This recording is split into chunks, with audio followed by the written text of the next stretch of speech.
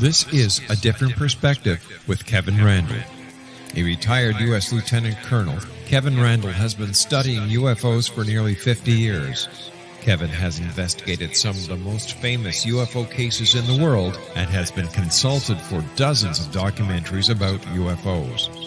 Considered one of the leading experts into the Roswell UFO crash of 1947, Kevin has written more than 25 books about UFOs, including the recently published Roswell in the 21st Century. Now, here is the host of A Different Perspective, Kevin Randle.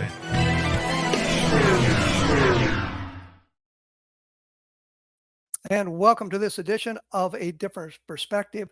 I'm going to make one comment, which I probably shouldn't, but I will. When he says I've written more than 25 books on UFOs, I think the count now is 37. I just thought I'd mention that. We don't often get that. Anyway, I am being joined by Stephen Bassett, who is, I guess, the lobbyist. That was the word I was searching. Lobbyist about UFOs. Those of you who have been here before know who Steve is. For over the past 25 years or more, he has helped shape the language and chart the course for major political movements here in the UFO field. He has lectured around the world and given over 1,200 radio and television interviews about the implications on disclosure, which we'll be talking about here as well. His advocacy work has been extensively covered by the news media such as CNN, Fox News, ABC, CBS, NBC, MSNBC, and over 500 articles from 2004 to 2010. He produced 6 exopolitics conferences in the Washington, D.C. area, each accompanied by press events at the National Press Club. In 2013, he produced a citizen hearing on disclosure, which I was a participant in, over 5 days with 6 former members of Congress and 42 witnesses from 10 countries. This was followed in 2015. I can't read my notes here now. Anyway, Bassett has appeared in many documentary films, and his lectures and interviews are well represented in YouTube. In December 2003, Steve co-founded the Hollywood Disclosure Alliance in Los Angeles, a new media center organizing to align with those working for the UAP ET research arena, with writers, directors, and producers working across every facet of the global entertainment industry. I apologize for this because my printer didn't print it out quite as well as it should have, and I kind of fumbled that. Anyway, Steve has done a lot of good work in the UFO arena and has produced an awful lot of interesting documentaries and conferences. Stephen Bassett, welcome to A Different Perspective. Hi, Kevin. It's good to see you again. I hope I didn't botch that too badly. Nah, you can't botch my resume. I would add one thing. Thanks to the podcast revolution, I'm now approaching 2,000 interviews. I kind of updated my book count too, so we're both on the same page. There you go. There. Yeah. You've been a big advocate for disclosure for a long time. Tell me a little bit about the disclosure history, I suppose would be the best way to say it. One of the things that an activist movement has to do is create the language that describes what is going on and where you have to go, right? Activism is all about getting authority, governments, what have you, to do something they don't want to do. And in service to authorities' desires to not do what they don't want to do, they create the language that services their agenda, not the public's agenda. So I played a role in shaping the language on this issue. The first thing that I did was, as I started doing interviews, is to try to change the term UFO cover-up to truth embargo. Call it UAP truth embargo, ET truth embargo. I prefer to call it ET truth embargo, but truth embargo, which I like to put a capital T and a capital E on because it's a big deal. It was quite a project on the part of the government. And the reason for that is that UFO cover-up implies that the government's actions were illegal, fundamentally illegal, which means that everybody that serviced them, going all the way back to Truman, were criminals. And in order to get this issue resolved, we need lots of support and help from those inside government that serve the country. Not calling them criminals is not how you get their support. So truth embargo. Right? Then the second thing I did, and this was around the same time, a little later, on 2001 maybe, is I came up with the term disclosure with a capital D. The term disclosure had been used as kind of this disclosure process, meaning getting stuff out, revealing, like what you do. All the books you've written is all part of the small d disclosure process, right? But in order to have an activist movement, you have to have a prize.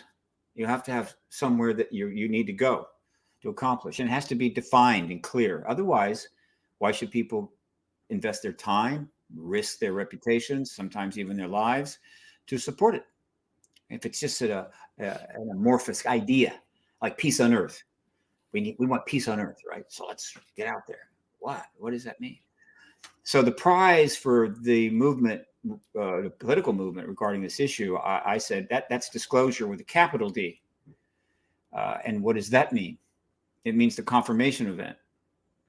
The moment that a head of state, and it has to be by head of state, confirms that the lie that the governments, pretty much in general, have been promulgating for now 77 years is over. And that the truth is, yes, we do have a non-human, almost certainly extraterrestrial presence. That is capital D disclosure. It happens the moment those words come out of the mouth of a head of state in front of a camera, not in a private discussion over lunch. Haven't we had that sort of thing in the past? Some heads of state in various countries have kind of suggested that. Well, kinda is not disclosure. Kinda is the formal confirmation of the presence of non-human technology, in other words, extraterrestrial presence, by a head of state formally. That has never happened. So that is the goal of this movement. Right? So those are two of the language contributions I've made. All right, and my work has then been about achieving that prize. I'm not alone. There are plenty of people that want to see that. There are plenty of people that have been working in various ways, though for many years they hadn't defined where they wanted to go, but they wanted to go somewhere. They wanted the truth out in kind of a general sense. For most of the 77 years since the Roswell event, which you obviously know a great deal about, it's all been about proving it. Research and research upon research, and studying reports and sightings by the thousands, and on and on and on to prove it. And well, they did prove it. They proved it many times over, and yet nothing happened. Why is that? Because let me interrupt you. You say prove it. Now you're suggesting that the investigations in Roswell established that what fell there was an off-world craft, and I use the term off-world because it came from Blade Runner and it's kind of cool and it means the same thing.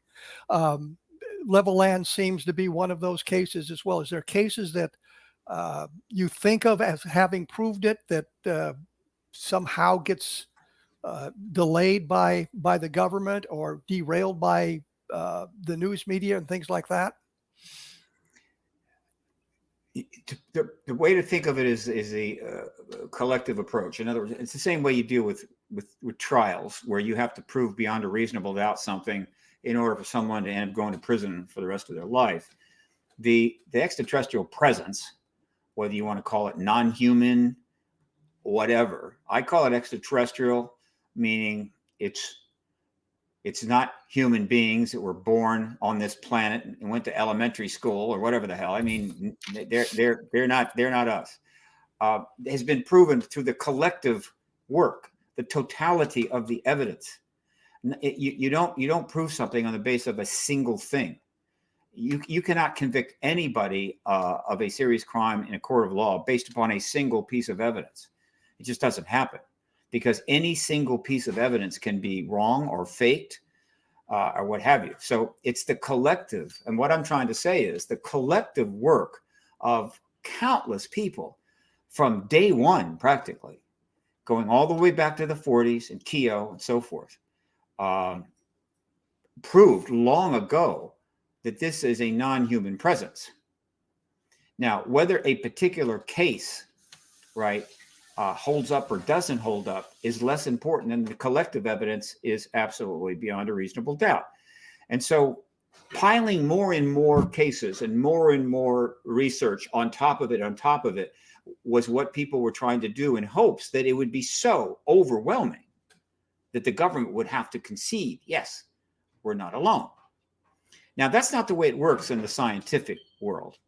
In the world of the scientific process, which is one of the greatest inventions in human history, you examine something that deserves study in order to understand it. In many cases, to actually arrive in an extraordinary new understanding of the nature of the world or a particular law. And so you pursue that with a scientific method of experiment, right? Discovery and what have you. And then you publish the reports of your work for review by other scientists. And at some point, the scientific world starts to arrive at a consensus that what you have presented is in fact true. It's established as a scientific truth, subject to review, all right? But nevertheless, it is a scientific truth. And once that has been established, you move on to something else, all right? That's not the way this has worked. This is the equivalent of, say, the relativity theory emerging in the early 1900s, going through a peer review process, and the scientific world saying, we're starting to see validity here, and they run a couple of experiments. It seems to confirm it. And the government comes in and says, those experiments are nothing. They're void. They mean nothing. This is not true. And so more experiments are done, and the government says, no, there's nothing to this. It's not true. We won't acknowledge it. And this goes on for decades. And so 50 years after Einstein comes forward with his theory, we still haven't established the validity of the relativistic science. Of course, that is not how it works. And if it did, we would be nowhere right now. We wouldn't be on the moon. We wouldn't be anywhere. And so the process of truth finding was corrupted by a political decision on the part of the US government that no matter how much proof you piled up, you could fill rooms with it. You could do 1,000 reports. It doesn't matter. It isn't true. It's not going to prove anything. And of course, that is politics. Well, let me interrupt here. I need to interrupt here because we need to take a break. When we come back, I'm going to ask you about how disclosure has advanced in the last few years, and are we any closer to the truth? I'll be right back with Stephen Bassett, and we'll be talking about this, so please stick around. I am here with Stephen Bassett. We're talking now about disclosure. And you mentioned, of course, the truth embargo, which I think is a really nice phrase when you think about it. But I wonder, do you have any idea why originally they covered up, they failed to disclose the information gathered at Roswell, and why that continued for literally decades? Sure. Now, again, it's my interpretation of this, and other researchers have their own interpretation. And it's an interpretation because obviously the government has never told us why they did it, because the government doesn't acknowledge that it happened, right? So therefore, there's nothing to acknowledge. But I think the explanation is not complicated. Historians will parse it out and give us a lot of detail, which we must have. I mean, hopefully we'll have all that, because it's one of the great stories of human history, is that, and it's not, it's I can do 3 hours standing on my head on that question. All right. So let me do it in a few minutes. The presence of ETs escalated after the World War II and the bombs dropped in Hiroshima. There seems to be clearly a connection between those events and the modern ET presence, which again starts in the late 1940s. And so when the Roswell crash occurs, which is the first real significant event in the modern era that triggered, again, the whole disclosure process in a sense. One could say Kenneth Arnold sighting just a week or so prior to it was it, but no, it's important, no question. But the Roswell event is a big deal because they put out a press release saying, yeah, we've got one of those vehicles. So let me gather my thoughts. Well, let me ask you a question while you gather your thoughts there. Yeah, you mentioned the beginning being 1947, basically, with the Kenneth Arnold sighting. But what about the Foo Fighters and the Ghost Rockets and other sightings that predated Kenneth Arnold? Well, there are sightings that go back hundreds of years. I'm simply saying the beginning of the modern era really gets underway with the Roswell event. So all of that is happening in the early days, years after the end of World War II. And so at the time that Roswell happens and they put that press release out, which was the first opportunity for the truth of the ET presence to be known worldwide, we came so close. It fell into the hands of President Truman, obviously, what to do when he was informed that they had that vehicle and those bodies. Now, it's notable the press release did not mention bodies. If the press release had mentioned bodies, I don't think they could have gotten out of it. I think they were pinned, but it didn't. And so Truman... Let me point out the reason they didn't mention bodies at that point. I don't think they'd found them. It's correct. Very likely found because they hadn't found the second crash site yet. Right. They found the debris field, which gave them an idea of something very strange had happened there, but they hadn't found the rest of the craft. And that came in, I think, a couple of days later. Whatever, I think you're right, but whatever they had, it was sufficient for that press release to go out. And so that's a big deal. That's kind of the trigger. Boom. And off to the races we go. So that information goes to Truman. He has a decision to make. Do we go with this and announce it and confirm it to the public? Or do we take some time to consider what the hell is going on here? And I believe that he made the decision to step back and think about it.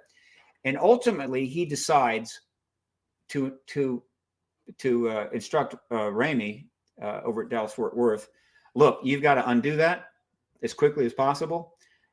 And he chooses to hold another press conference. He holds up phony bullshit and says, no, it's just a weather balloon, and dampens the story down, and things kind of go back to normal. And at that point, they have some time to reflect, whether it's a week, a month, or years. The government has time to think about, what are we going to do about this? And that's where it gets complicated, but yet not too obtuse. At the time they're thinking about, we're talking about late 47, 48, 49, they're considering what to do about this situation. They are fully aware that the Soviet Union has in its possession the secrets regarding the creation of the atomic and the hydrogen bomb, and they're working on both, and they intend to test them, and they intend to put them in their arsenal. So they know they're facing what could be some sort of nuclear arms race, and potentially a third world war that would be nuclear. The political situation is clear. There's already an iron curtain across Europe. Everybody is digging in, and it is going to be now the West against the communist empire, I guess you could say. And this is serious. And so as they're reflecting on this, they decide, I believe, that we got our hands full here, and telling the world, oh, by the way, there's non-human beings and entities engaging us, and they have tech, and we have crash vehicle, if not more than one. I think they had several within the first couple of years. Premature.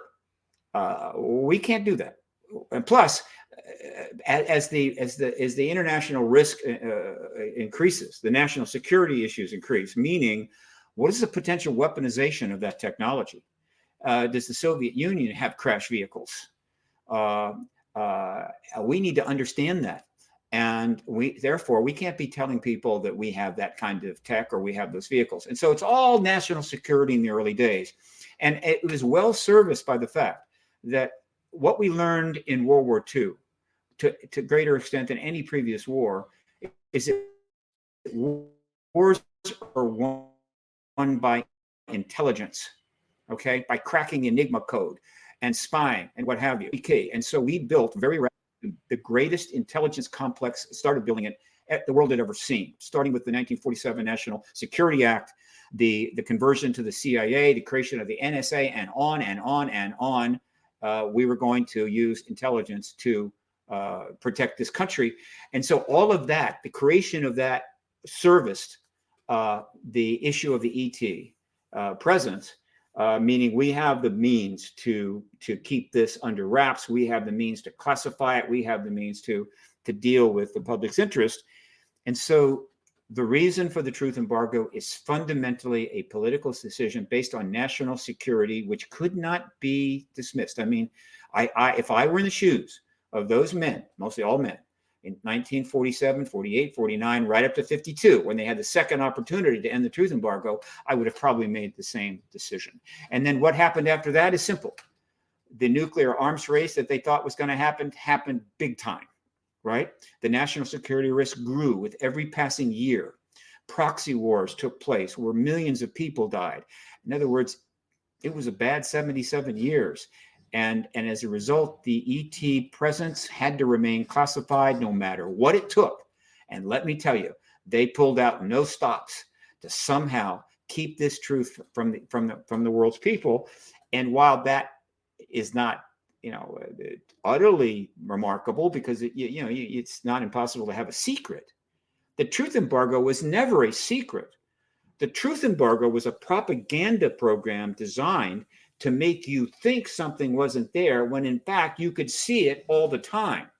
In other words, it's a don't believe your lying eyes, not some classified thing you know nothing about. And every year that passed, the phenomena grew. The number of people that saw it grew. The number of people that were understanding it was true grew.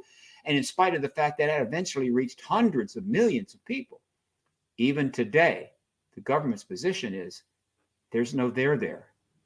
So it's one of the most remarkable events in human history. It's the greatest lie ever told, the greatest lie ever and the greatest story never told, but it's about to end. This policy of embargo is about to end, thank God. Well, this brings a question to my mind, which would be, why would Blanchard issue the press release? And was it a plan designed to kind of kill the story, which they knew was going to come out? So they have a lower headquarters, the 509th Bomb Group, say, we've got a flying saucer, without actually defining what the flying saucer is. And 3 hours later, General Ramey at the higher headquarters says, no, it's just a weather balloon, and here it is. Yeah. Could they have been that smart to have created that lie that quickly? No. Things were happening very, very fast. And there was no, look, whatever the government knew about the issue via the Foo Fighter stuff is probably not that much. Now, there is speculation. We may have had a crash vehicle prior to 47.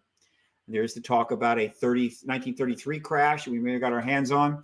But whatever happened prior to Roswell, it was pretty tightly held. It wasn't out there. It was very tightly held. And so when this event happens outside of Roswell, the men and women who were serving us at that base, really, it caught them by surprise. What in the hell is going on here? And it's probably an accident, but it just happened to happen a short time after a very significant sighting had gone public. The Arnold sighting played a major factor in what happened at Roswell. Because of that extraordinary sighting, it was getting tons of attention, very credible man, describing the things, okay? So when, very likely, the evidence points to what crashed at Roswell was the same kind of craft that Arnold was seeing over Mount Rainier, it made it a lot more likely that they were going to go, whoa, we got one of those, okay? And so the decision was made, put out the press release, and then, of course, we know what happened after that. So I tend to take things on face value until I get real strong evidence or what have you that no, it's more than that. It's a hidden thing, what have you. I'm kind of a Rockham's razor guy. I think they just put out a press release, and then the government realized, that's not a good thing, and so they had to reverse it.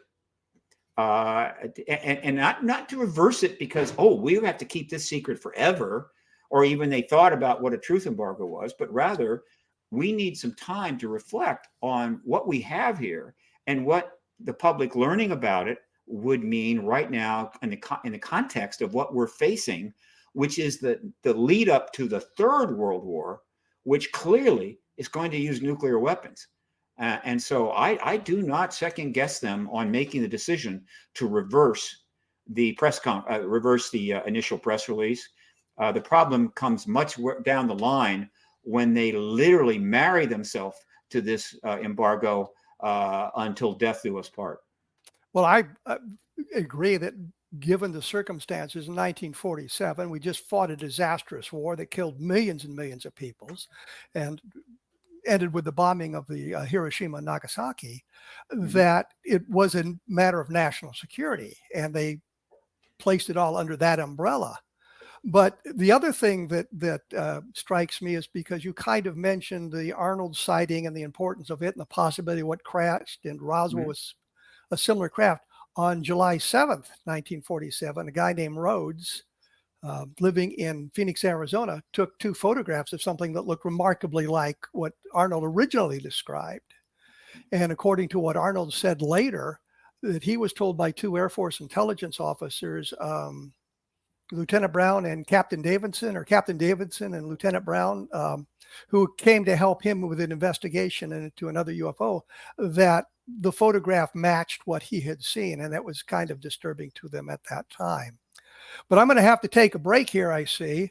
When we come back, I promise we're going to move to disclosure after 2017 and how that kind of influenced where everybody was going and how the attitude in the media shifted a little bit to suggesting that UFOs might not be terrestrially based. So we'll be back right after this with Stephen Bassett. So please stick around. I am back with Steve Bassett.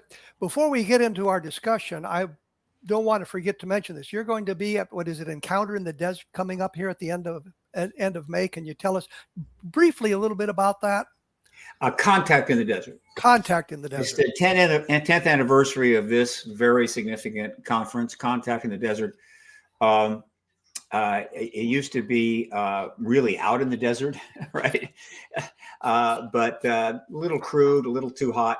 So for a number of years now, it's been held at the very nice Indian Wells Esmeralda Renaissance Resort. Anything with a name like that, it's like, wow, that's high end. And this year is its 10th anniversary. We have 73 speakers, 6 tracks. It starts on Thursday with some introductory lectures for, we call them the 101s, runs all the way through Monday night, including Monday, the intensives were like 3-hour presentations. There was a banquet there. It's loaded. And so if you would like to be at this event, you need to check out the website, contactinthedesert.org. I have to alert you to all of the rooms in the entire resort have been booked already. However, there are plenty of hotel rooms that are available in the near surround. And also, we're going to be heavily marketing the conference this year to Los Angeles and Orange County. For the first time ever, the Contact in the Desert is allowing day passes. So people can drive on over from the ocean and spend a day and go back, or drive over and book a room nearby and the whole conference. So we're doing that also for anybody that comes over from LA and Orange County. The first day, Thursday, is free, right? That's a freebie if you come in early. And then the conference starts the following day on Friday. So this is Contact in the Desert. Check it out. The website is spectacular. And things are happening that may make this more of a celebration than just a conference. To point that out, last year at the Contact in the Desert event, the last day was June the 5th. There were still hundreds of people still there for the final intensives. And when I woke up that morning, everybody was running around the hotel with their hair on fire. I wasn't, because, well, there's really not much up there to be on fire.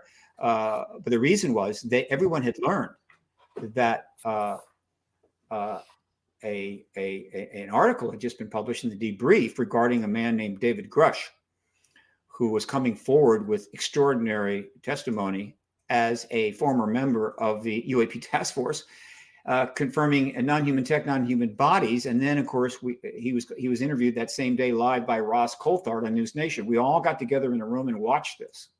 We watched this interview, and he instantly knew that this was a game changer.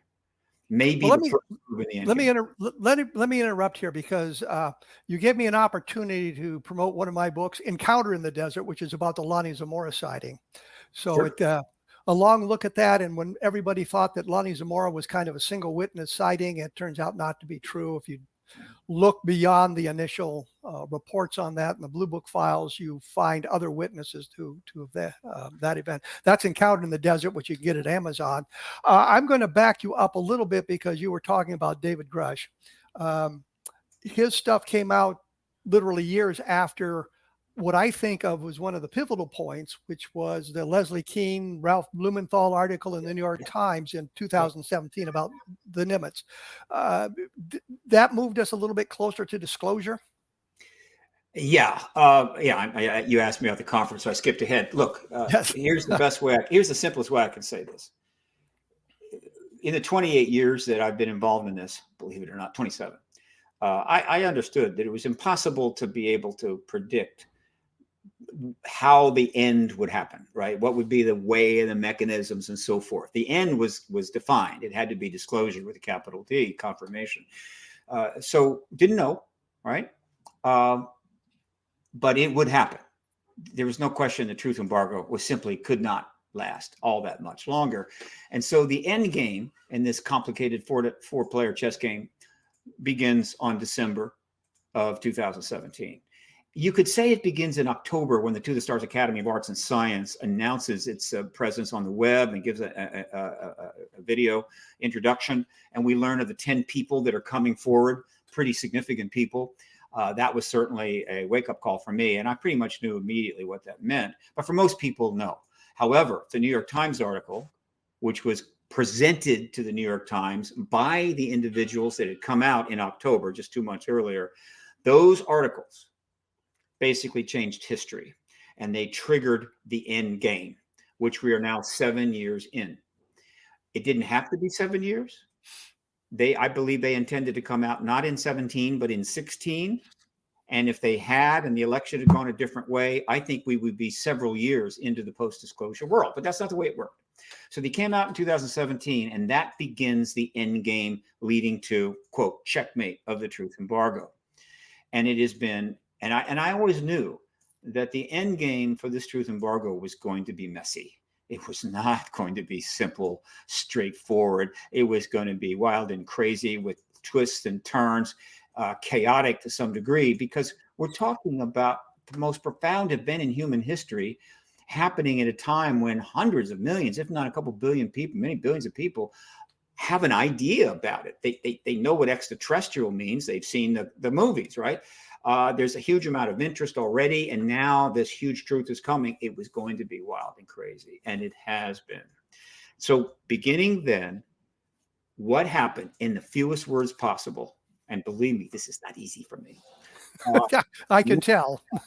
Several of the members that came forward with the To the Stars Academy, notably Mellon, Elizondo, and Nolan, started engaging politicians, the general public through social media, and scientists to lead up to start to begin the process that would lead to the hearings we have to have and disclosure by the president. This went on essentially for 3 years, from December of 17, 18, 19, 20. And during those 3 years, lots of meetings behind the scenes took place, lots of information, a huge amount of media coverage, and so forth. So it's like an education curve going on. But the focus was on getting witnesses in front of members of Congress privately to sort of bring them up to speed. And this was going on pretty much behind the scenes, outside of the public eye, though we knew about it for 3 years until something was going to happen. And what happened was the first legislation in history on this subject was put forward in July of 2020 and signed in December of 2020 by President Trump. This bill was submitted via the Intel Committee of the Senate and sponsored by the chairman, Marco Rubio. And then after that, we have had 4 tranches of legislation, extraordinary, 4 tranches of legislation, each one bigger than the other, right, over a period of 3 years. Now, during that legislation triggered more events. Most importantly, it started lowering the stigma dropping it almost to zero, right? Making it easier for people to come forward, even providing protections for people coming forward. And so witnesses started coming forward. So in addition to all of the briefings that have taken place, now more witnesses are coming forward, structures being set up to talk to them. The Intel committee staff is certainly key here. Other committees are involved. And so the education of the Hill, Capitol Hill, is growing rapidly. So this takes place 2021, 2022, 2023. Meanwhile, the media coverage continues to grow to unprecedented levels. The number of articles written about this subject last year was the greatest in history, right? I know this because I track these articles. And last year, I was able to log 1,800 into my print media archive, where you can find links to all of these articles, these 1,800, at paradigmresearchgroup.org. And those 1,800 were basically triaged out of 3,000 to 4,000 overall coverage, but a lot of it is not important. It's not professional press. It is whatever, and doesn't even take into account YouTube videos, which are now exploding. So the media coverage is now educating the world. And so all of that is going on while these pieces of legislation are being put forward. Witnesses are coming forward and what have you. And so at some point, obviously, the dam was really going to break. And now this is the most important thing I'm going to tell your audience today. And I've been saying it hundreds and hundreds of times on podcasts. Thank God for podcasts. But I cannot get on CNN or NewsStation or any of the major venues to say this. And so this particular message is sort of suppressed, I guess you could say. And here is that message. For those of you either confused, perplexed, don't have very little history of this and what the hell's going on, everything that has been happening, certainly since 2017, right up to today, everything you're seeing going on has absolutely nothing to do with the United States government trying to find out what this thing going on is so that they can tell us. Meaning, wow, apparently there's some unidentified stuff happening and we need to know about that, and there may be a threat issue or whatever the hell. It has nothing to do with that. Zero, bupkis, nichevo. Well, then what's going on? Why are they doing all this? The legislation, the creating of organizations, Arrow, and all of this? It is to prepare for when the U.S. government, via the President of the United States, has to finally confirm this ET presence, disclosure, capital D, which will either come first from our president or it'll come later after another head of state of a major nation confirms it to the world. That is disclosure. They are preparing for it. Why? It's a simple explanation. Try to imagine that the president of Xi Jinping of China months ago, a year ago, made the decision the world needs to know about this, comes forward, right, with huge amounts of evidence in that big room they have, and tells the Chinese people we're not alone, and evidence is pouring out. And now the president has to confirm. In other words, disclosure has happened. And it's day one after disclosure. Untold numbers of journalists are going to be packing the halls of every briefing room in Washington, D.C., every service briefing room, the DOD briefing room, the White House, and on, with thousands of questions. The public are going to be demanding, what the hell? And we want to know this. But there's no legislation. There's no Arrow. There's been no briefing on the Hill. There's been no run up or ramp. It's just chaos. They cannot allow that to happen. And so they had a rather difficult catch-22 situation. They had to prepare for disclosure, which they knew was coming, but they couldn't tell the world why. They couldn't say, oh, we have to get all this done and pass this legislation because we're going to have to tell you there's ETs here. Well, that's disclosure. And they couldn't disclose. And so what they had to do is couch it in the reasonable idea that, wow, there's clearly something going on here, and we need to do this and this and this and this and this to deal with it. And people are going, good, good, good, good. But the people that understand this issue, like you, like me, and so many others, are going, what? This doesn't make sense. What are you talking about? You know that, whatever. But they had no choice.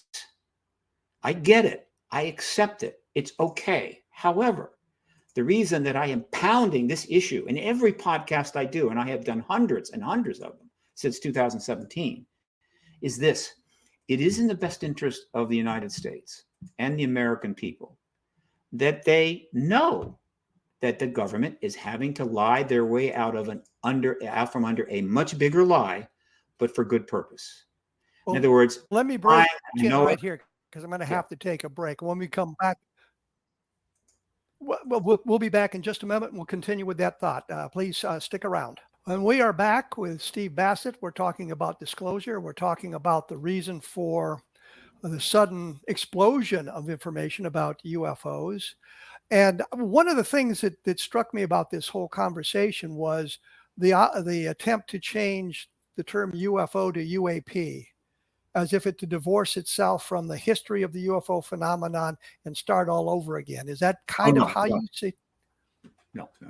That's another language issue that I supported. I wasn't the only one, but we wanted to make UAP legitimate. We wanted to make it in play, unidentified aerial phenomena. Why? It means exactly the same as UFO, exactly the same, except that UAP doesn't carry it didn't at the point, 60, 70 years of stigma. In other words, everybody knows that there are certain terms of language with respect to various issues that are highly stigmatized, such that you don't say them. You don't go on television and throw that term out. All right. You know better. This is along those lines, but not quite as severe. In other words, UFO was fully stigmatized. So it created an instant response in people. Oh, so that's what you think. And that served the truth embargo, and the government thrived on it. Okay. And so UAP was to say, well, here's a term you can use to describe what's going on, but it doesn't have the stigma. It's too new. They haven't had an opportunity to stigmatize it. And why was that important? Because in the last days of the truth embargo, we needed to get journalists engaged at an unprecedented level. We needed to get members of Congress willing to speak about this. And so if they could come forward and say they're talking about UAPs, no stigma. All right. And so it was purely a utilitarian effort to make it easier for people to engage the issue. Now, the interesting thing about that is that while that was definitely happening, all 4 tranches of legislation, only one use of UFO in the entire legislation, and that's as a side thing to say, well, this is what that means. It's all UAP. Okay. And that's not an accident. All right. Now, again, it's not our fault that the UFO was stigmatized, but we have to deal with it. And we have. And that's why UAP came along. Not to reject the history, but to make it more accessible. And what's cool about this, because I chronicle all of the media, right? In other words, I pretty much am reading and checking all of the English language media worldwide on this, is that within about a year or two, UFO was back. And suddenly it's in the mouth of people and journalists and articles and everything else, favorable articles. In other words, the truth embargo, the disclosure process was moving so well and so successful that people suddenly felt, hey, it's okay to say UFO again. All right. And so they were. Now, it's still, to my knowledge, better to prefer to use UAP, which has become, it went from unidentified aerial phenomena to unidentified anomalous phenomena, right? And that is really even a more appropriate. And ultimately, the arrow is, what is arrow? It's all domain anomaly resolution office. And what you're literally seeing in that evolution of language is the government is literally on its own trying to come up with a language that really reflects what's going on, which is kind of good. And what's going on is these craft can fly in space, in the air, in the water, and they can even go through matter, right? Underground. That's all domain. And the phenomena is not just craft flying around. There's a lot of things going on. And so the name of ARROW, which was an excellent landing place, All Domain Anomaly Resolution Office, is exactly correct. And unidentified anomalous phenomena is particularly good, but whatever. We are at a good place language-wise right now. So I'm happy about that. And so to get back to the question you asked earlier, as we've moved closer to disclosure, things have gotten increasingly chaotic. And then a major development occurred quickly. Grush came forward June the 5th of last year. He wasn't supposed to be in the game. He wasn't supposed to be part of the play, the script. He came forward for his own personal reasons, and he upset the apple cart. And the government was thrown a curveball that they didn't know what to do with. And we didn't know what was going to happen next, but it accelerated things, but it also created a lot of uncertainty. And so eventually there had to be a response to Grush. And the White House couldn't respond. The Congress, by and large, couldn't respond, though there was some activity going on at the House. So there was a response from the House, limited. The Department of Defense really couldn't do much. And so everyone was in an awkward position.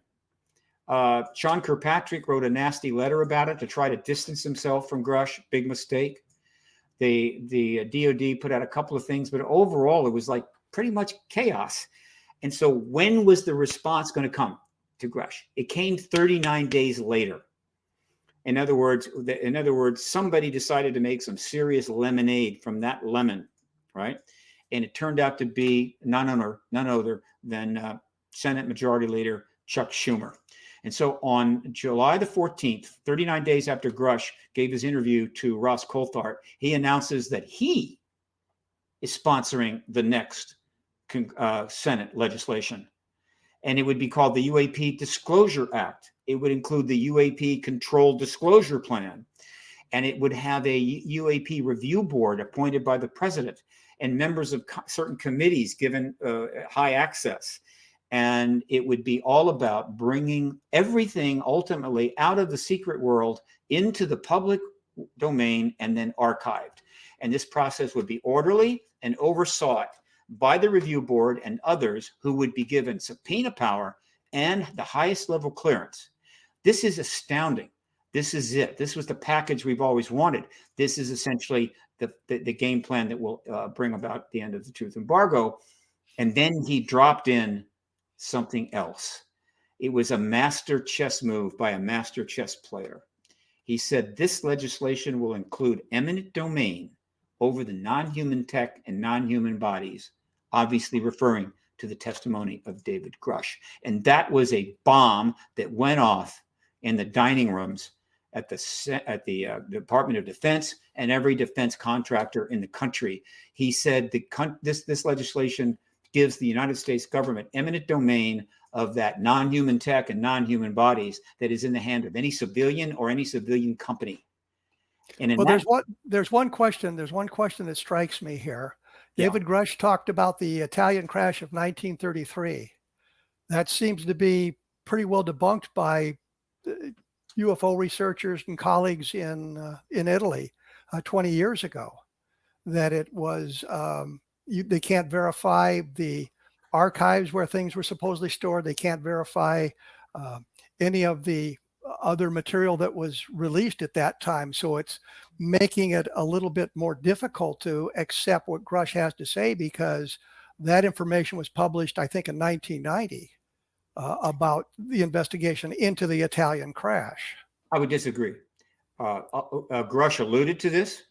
I think clearly it was mentioned to him, right? And he alluded to it. Obviously, yes. Yeah. And so, but okay, so what?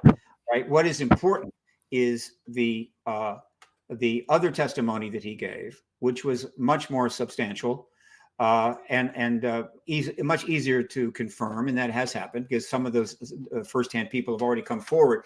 And so the fact that they crashed in 1930. Do you know who these firsthand people are? The Intel Committee knows. But you don't know. No.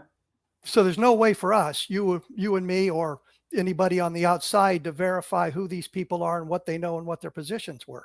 Well, we know that the firsthand people that talked to Grush said they were working on those programs. Some of my colleagues are actually talked to people that are aware of this. I mean, there's people now from our world inside dealing with members of Congress, IGs, and everything else. So let me assure you that they are real, and they will be eventually coming forward. And so ultimately, again, the 33 crash is simply not that important. He alluded to it. But again, to get back to what I was saying, is that Schumer's statement on July the 14th absolutely was a bombshell. He's telling the contractors, we will exercise eminent domain if we so choose over that non-human tech. So in that moment on July the 14th, one of the most powerful men in Congress, Senate Majority Leader Chuck Schumer, confirms David Grush's testimony. Because if there's no non-human tech and non-human bodies, the government doesn't need eminent domain, obviously. Okay. He supports the Senate's efforts to get this legislation out. He sends a message out to the world that, like, we're really serious about this, because that legislation, 65 pages of it, went up on the Senate legislation page to be seen by anybody in the world that has an internet connection to read and get the message. And that message went right through the Pentagon, right through the defense contractors. They got the picture, and they were not happy. And as a result, they pushed back and got the powers in the bill gutted, which was a brilliant thing, part of the brilliance of his move, because by putting in eminent domain, he forced their hand. They had to come forward and essentially, not by name, but acknowledge, we're not putting up with that. You're not getting eminent domain. And by the way, we're taking all the powers out of the bill. So they got some people in Congress. They get a lot of campaign money from defense contractors to gut the bill, which outed them for the first time ever. They were outed, the inside managers. And as a result, they helped confirm the ET presence. Why? Because if they do not have non-human tech and non-human bodies, they should not care one iota about the government wanting eminent domain over them. Checkmate. But it gets worse, because after that, Stephen, I'm sorry, we're out of time. I was afraid of that. Yeah, I have to watch the clock. There's nothing I can do. Oh, you do. Your website is paradigmresearchgroup.org. And this kind of information appears on there in the various articles and archives that you have. Oh, the print media archive is loaded. And then my other website is HollywoodDisclosureAlliance.org. Check that out. 4 months on, it's growing very quickly. It's a 501c3 nonprofit. We're looking for major support to help educate the world about what's happening and what's going to happen. Well, thank you so much for taking some time today from your busy schedule to talk to me. That was Stephen Bassett, as we say, from the Disclosure Project and various other activities trying to bring all of this, I guess, into the limelight.